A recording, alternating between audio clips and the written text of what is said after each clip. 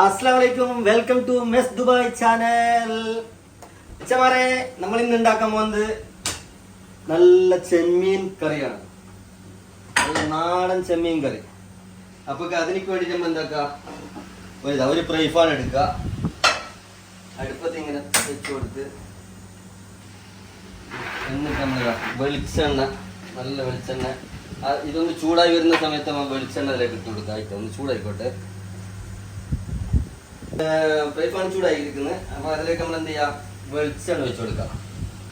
ഇനി നല്ലൊരു ഹൈ ഫ്ലെയിമിൽ ഇടാം. എന്നിട്ടിതാ നമ്മൾ കുറച്ചുകൂടെ കട്ട് ചെയ്ത് വെച്ച ഉള്ളി ഉണ്ട്, സവാള, അത് ഇതിലിട്ട് കൊടുക്കുക. ഉള്ളി ഇട്ട് ഈ ഹൈ ഫ്ലെയിമിൽ തന്നെ വെക്കുക.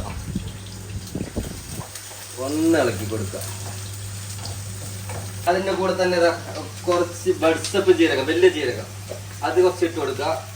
എന്നിട്ട് അതിൻ്റെ കൂടെ തന്നെ നമ്മൾ എന്ത് ചെയ്യുക, ഒരു 4 വെളുത്തുള്ളി, കുറച്ച് കറിയില, ഇതിൻ്റെയൊക്കെ കുറച്ച് ഇട്ട് കൊടുത്താൽ മതി കേട്ടോ. അതിട്ട് അതിൻ്റെ കൂടെ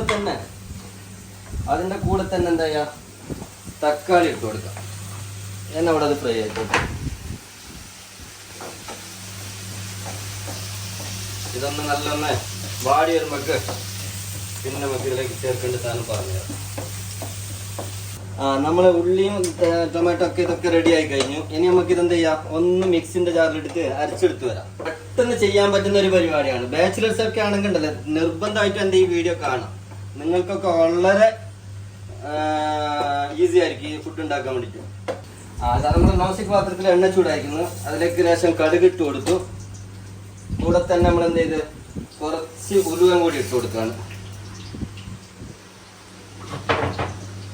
ഉലുവ ഇട്ട് കൊടുത്ത് ഇതൊന്ന് നമ്മൾ ഒന്ന് ഇതായി വരുന്ന സമയത്ത് എന്ത് ചെയ്യുക, ഇതിലേക്ക് ഒരു തക്കാളി, നമ്മളിതിലേക്ക് പുളിയോ മാങ്ങയോ അങ്ങനത്തെ ഒന്നും ഇടുന്നില്ല കേട്ടോ, ഈ തക്കാളി മാത്രം. കാരണം നമ്മളെ ചെമ്മീൻ കറിക്ക് തക്കാളി ആയാലും മതി, ചെറിയ പുളി ഉണ്ടായാൽ മതി. നമ്മൾ മറ്റുള്ള കറി പോലെ പുളി ആവശ്യമില്ല.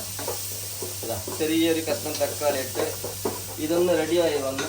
ഇനി നമ്മൾ നേരത്തെ അരച്ച് വെച്ച ഇതുണ്ടല്ലേ, നമ്മൾ നേരത്തെ ഇതിൻ്റെ അങ്ങനെ കൂട്ട് അത്രയും ടേസ്റ്റ് ആയിട്ടുള്ള സംഭവമാണ് ഈ കാണുമ്പോൾ. വെച്ച് കൊടുക്കാണ്.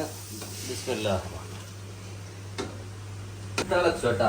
ഇനി നമ്മൾ എന്ത് ചെയ്യാം, ഇതിലേക്ക് നല്ല ചെമ്മീൻ, ഞാൻ നേരത്തെ കഴുകി വെച്ച ചെമ്മീൻ, നല്ല ചെമ്മീനൊക്കെ ഇതാ എങ്ങനെ ഉണ്ടോക്കില്ല, വലിയ ചെമ്മീനാ. ഈ ചെമ്മീൻ അതിലേക്ക് ഇട്ട് കൊടുക്കുക. ഇത് ഞാൻ 1.5 കിലോ ചെമ്മീൻ എടുത്തിനെ, നല്ല വലിയ ചെമ്മീനാ. ഇട്ട് കൊടുക്കുകയാണ്.